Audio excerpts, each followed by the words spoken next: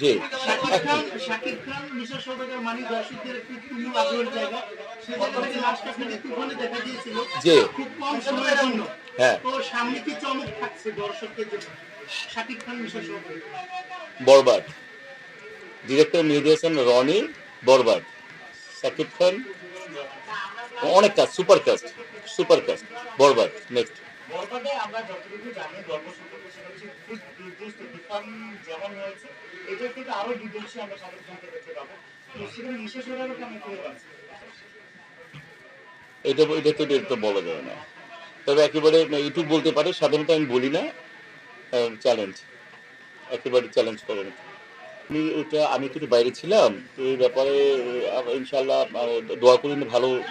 উনি শরীরটা খারাপ তার না ভাই, একটু আহ, চোখটা তো ওপেন, উনি তো জানেন সব ওপেন হার্ট করা, তারপর চোখের বেশি প্রবলেম। তো ইনশাল্লাহ উনি একটু সুস্থ বোধ করলে ইনশাল্লাহ নিশ্চয় আসবেন না ভাই।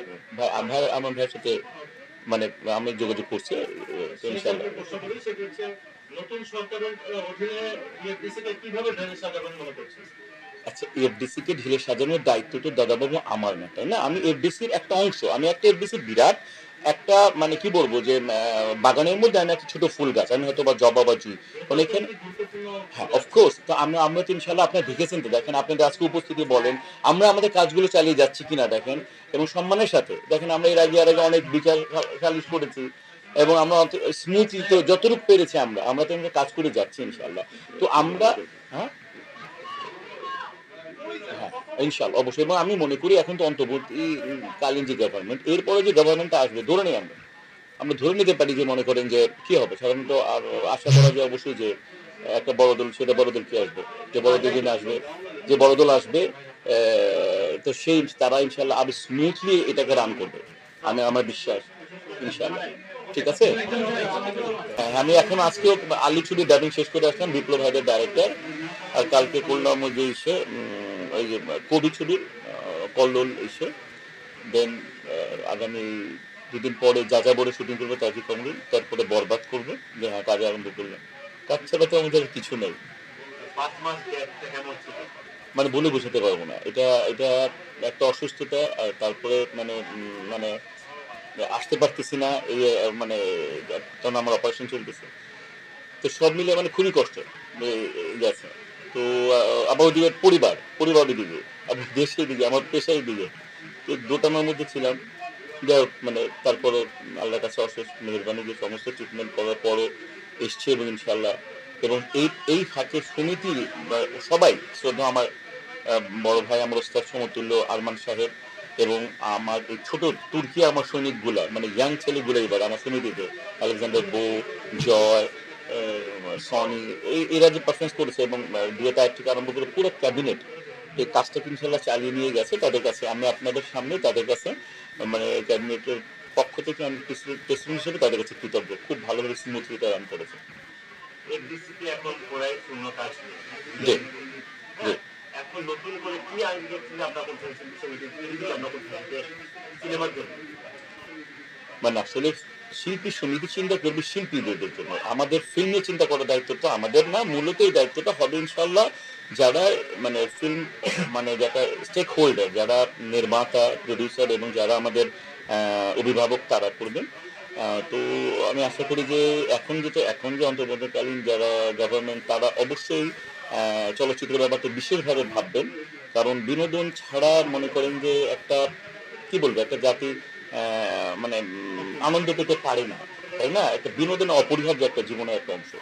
তো আমি এই সরকার এবং এখন যেটা অন্তর্বর্তীকালীন, এবং আমি যে নেক্সট যে গভর্নমেন্ট আসবে আশা করি, তো তারাও ইনশাল্লাহ আমাদের চলচ্চিত্র নিয়ে ভাববে, এবং আমাদেরকে যে প্রবলেমগুলো আছে সেগুলো দূর করবে। এবং এর মধ্যেও অনেক আমাদের ফিল্মে যারা নেতৃস্থানীয় সংগঠনগুলো আছে তারা বসছেন, তারা অনেক কিছু করেছেন।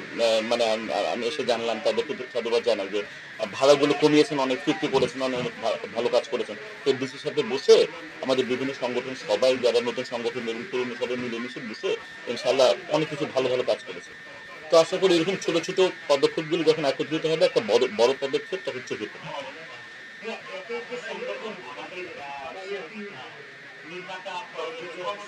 অনেক সংগঠন, অনেক উন্নয়নমূলক সংগঠন আমরা দেখতে পাচ্ছি।